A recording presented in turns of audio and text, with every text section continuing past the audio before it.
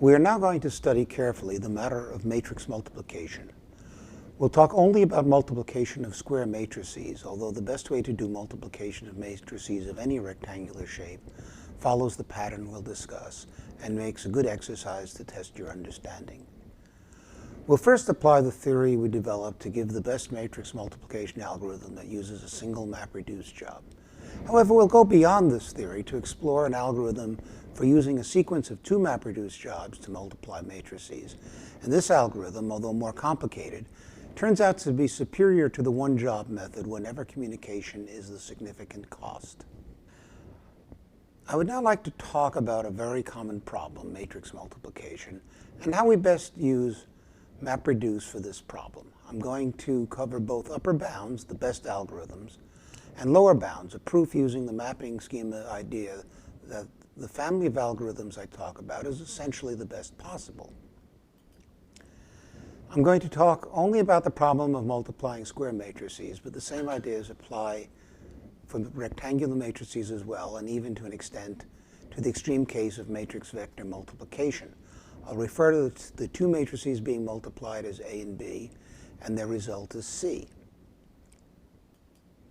We need a way to refer to the element of row I and column J of matrix A, and I'll use A sub I for that. And likewise, I'll use B with row and column subscripts to refer to the element of matrix B in that row and column, and C subscripted the same way for elements of matrix C.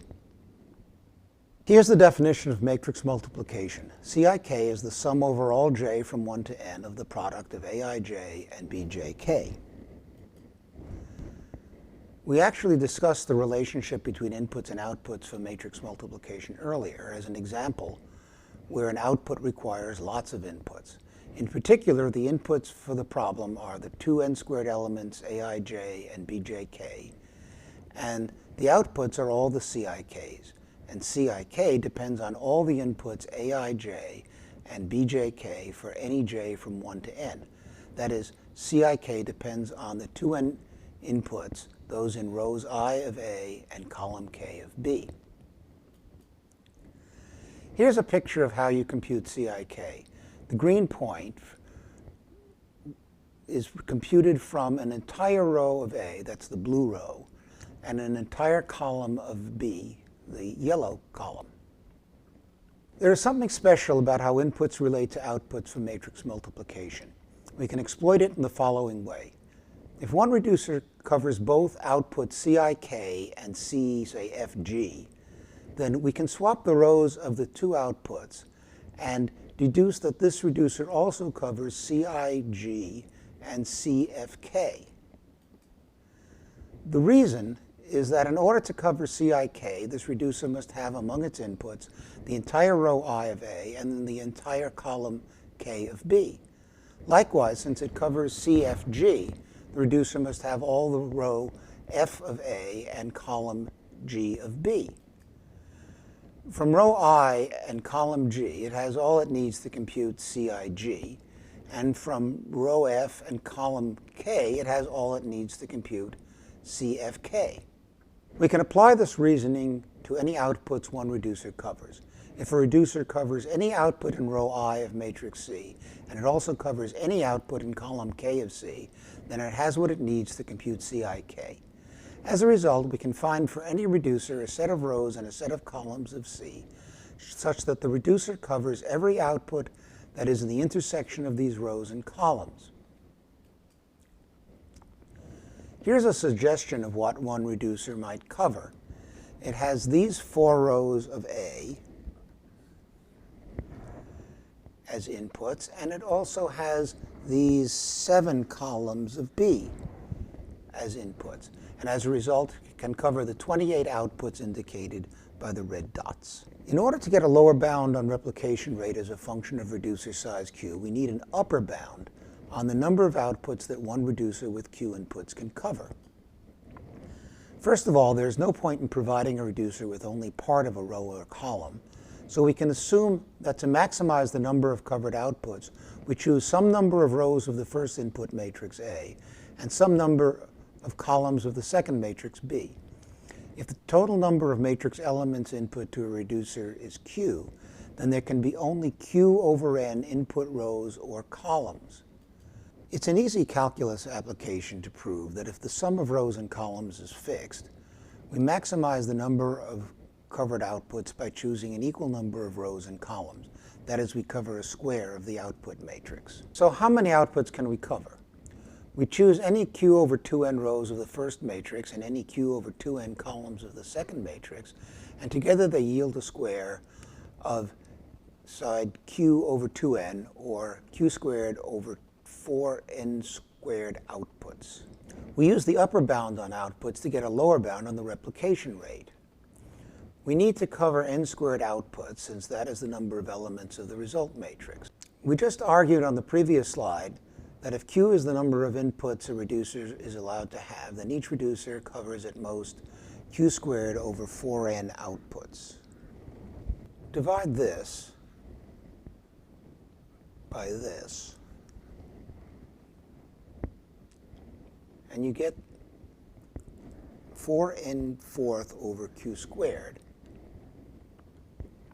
which is the number of reducers that are necessary. Now, we know that the total number of inputs summed over all the reducers is Q per reducer times this as the number of reducers, or this. That is 4n to the fourth divided by Q. We also know that the total number of inputs is 2n squared for each of the two argument matrices. When we divide this, that again, by 2n squared, which is there, we get the replication rate from here. In the extreme case where Q equals 2n squared, one reducer can take the entire two input matrices and compute the product in the usual serial way. No replication of inputs is necessary, and R equals 1.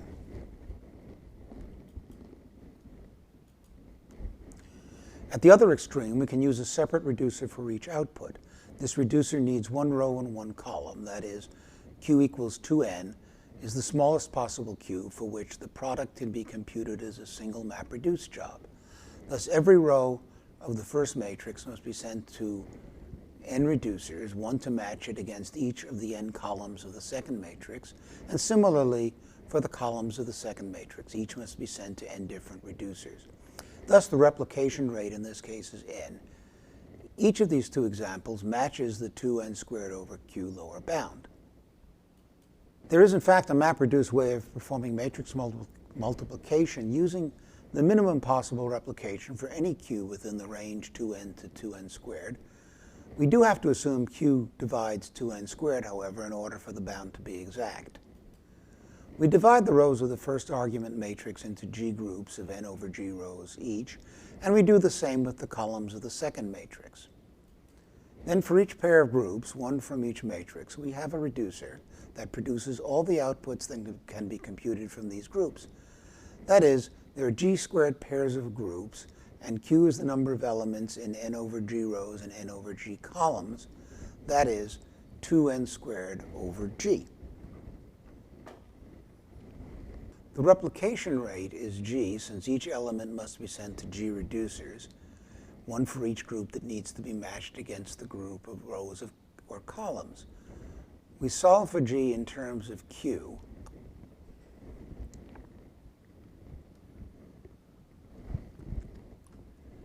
And we get R equals 2n squared over Q. Here's a picture of what one reducer does. It gets a group of rows, the blue, and a group of columns, the yellow. With these rows and columns, it is capable of computing a little square of the output matrix shown in green. To compute the entire output, you need G squared reducers, each one covering one of the little squares of the output and needing an entire group of rows and a group of columns as input.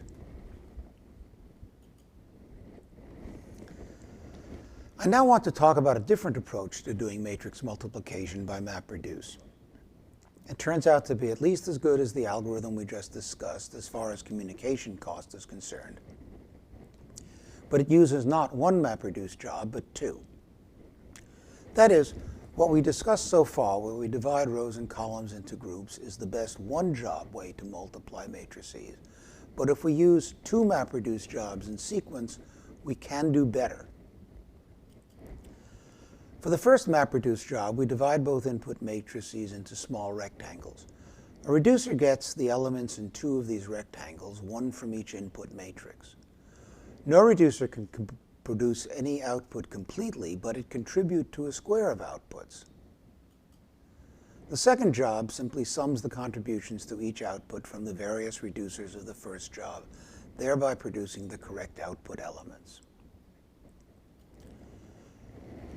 Here's what we see a typical reducer of the first job does. It gets an input that is a rectangle of the first matrix.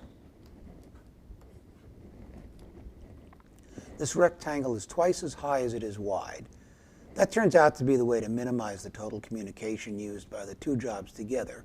We won't prove this, but it is indeed the case. Let cap I be the set of row indices defining the blue rectangle, and cap J the set of column indices. Now look at the yellow rectangle. In the second matrix B, we only need a reducer for this pair of rectangles if the rows of the yellow rectangle, J, have the same indices as the column indices of the blue rectangle. And we've called the set of indices J. The rectangles of the second matrix are twice as wide as they are high. We'll use K as the indices of the set of columns for the yellow rectangle. And when we multiply the blue and yellow rectangles, we contribute to the outputs in the green square of the result matrix C. The green square has cap I as its set of row indices and cap K as its set of column indices. That is, what you get for the element in row I and column K of the result matrix C is the sum over all little j in the set of common indices of the two rectangles, that is the set cap J, of the product of Aij and Bjk. That's not enough to get the entire sum for the output element Cik, but if we divide the columns of the first matrix and the rows of the second matrix into groups, let's say like this,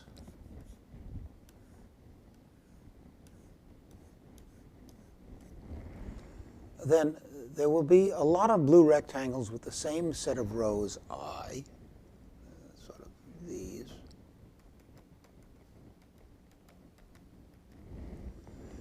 And there'll be a lot of corresponding yellow rectangles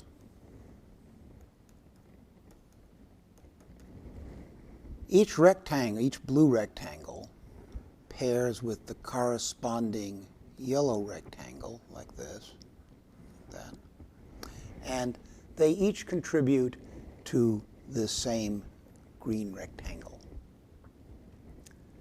So all the second MapReduce job does then is to sum the corresponding contributions to the output Cik from the different set of indices cap J. Now I want to describe the first job in more detail. Begin by picking a number G, the groups. We'll divide both rows and columns into groups, but the groups will have slightly different sizes. I'm going to assume that 2G divides N. And we'll divide the first matrix A into rectangles that are N over G rows by N over 2G columns, like the blue rectangle on the previous slide. That is, the rows of A are divided into G groups and the columns into 2G groups. We'll do something similar but slightly different for the second matrix B. Here the rectangles consist of N over 2G rows and N over G columns of B, like the yellow rectangle on the previous slide. That is, B's rows are divided into 2G groups and its columns are divided into G groups. We don't have to constrain which rows or columns go into which groups, with one exception. The groups of columns of A must each have a set of indices that is the same set as the set of indices for some group of rows of B.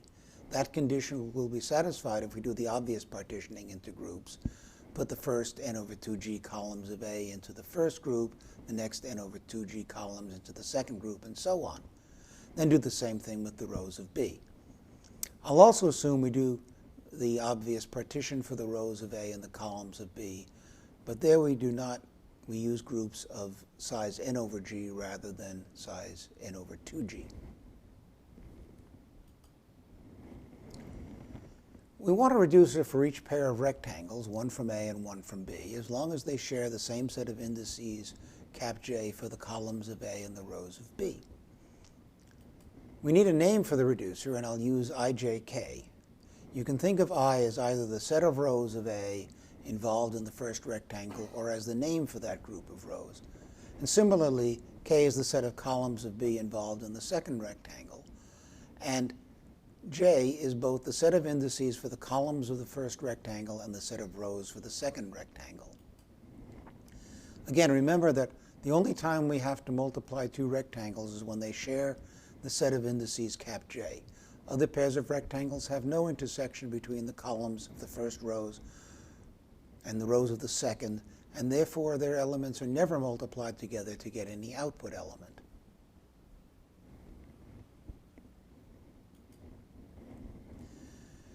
Here's the picture of the two rectangles multiplying to contribute to a square of the output elements. The dimension of each rectangle in terms of the parameter g is shown.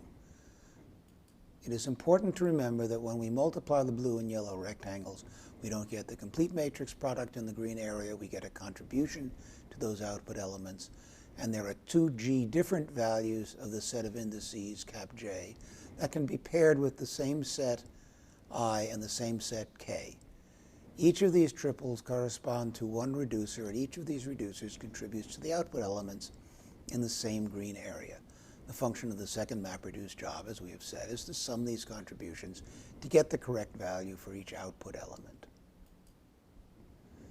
Now I want to lay out what the mappers and reducers actually do in the first job. Before I do, I want to use a convention. Lowercase I, j, and k will represent individual row and column indices.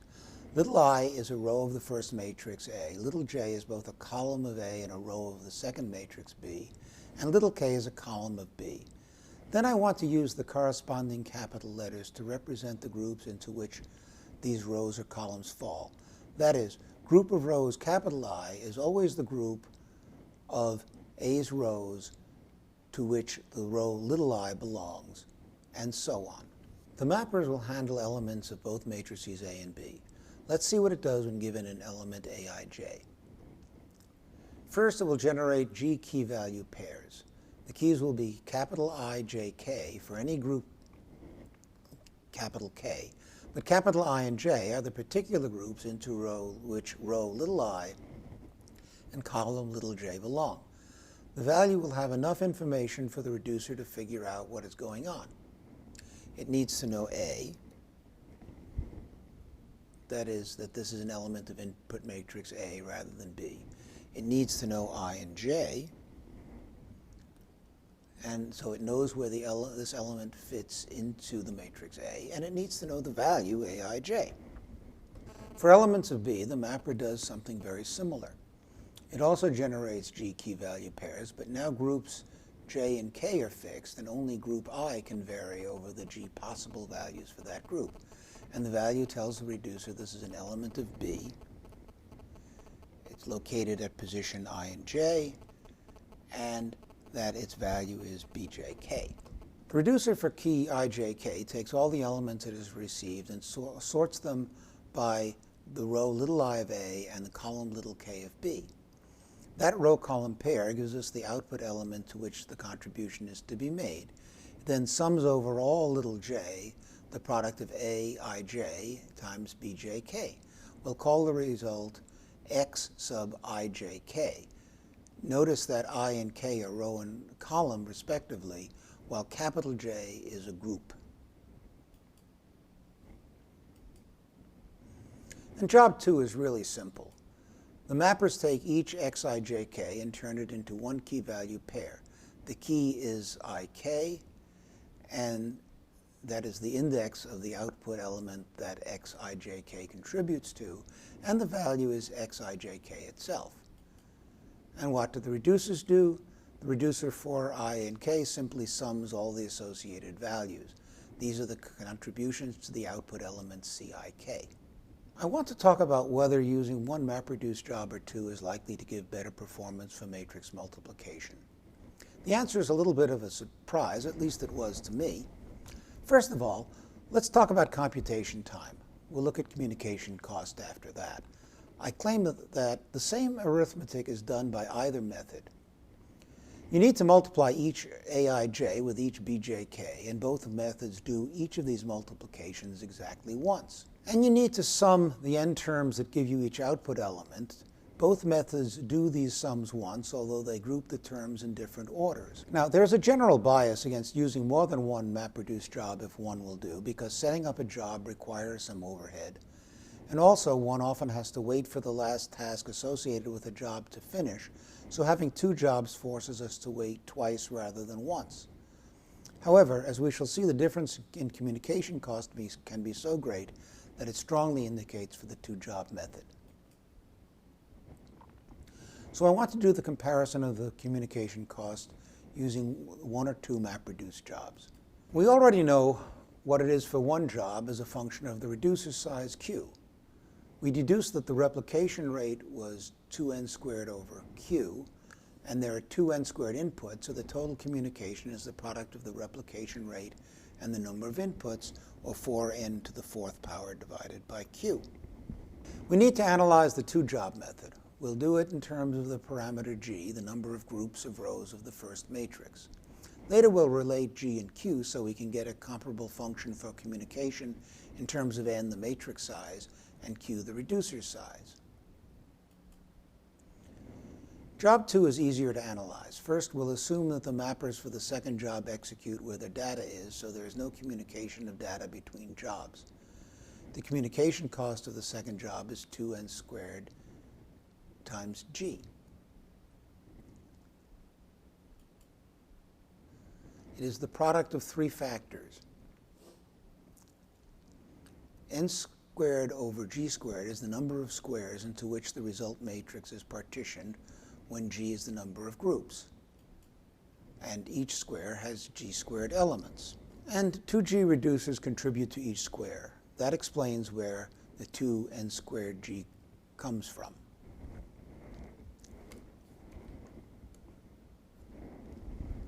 Now let's figure the communication cost of job 1. There are 2n squared input elements, and recall that each input is sent to g different reducers where g is the number of groups. That means job 1 uses 2n squared g communication exactly the same as the second job. Incidentally, that was no accident. We picked the 2-to-1 aspect ratio of the rectangles exactly so the two jobs would require the same communication, and this total communication is a minimum. If we had done the more natural thing of dividing input matrices into squares, we would require about 6% more total communication. So the total communication of the two jobs is 4n squared times g. Now we need to relate g and q so we can get rid of g and express the communication in terms of n and q only. In the first job, each reducer gets two rectangles. Each is n over g by n over 2g, which explains this term. And the factor 2 is there because there are two rectangles input to every reducer. So q is n squared over g squared. Or reversing the relationship, g is n over the square root of q. When we replace g in the total communication, we get 4n cubed over the square root of q. Remember that for the single job method, the communication is 4n to the fourth over q. If q equals n squared, those are the same. But for q smaller than n squared, the two-job approach wins out. For example, if q is 2n, the minimum possible for the one-job method, then the one-job method takes communication 2n cubed,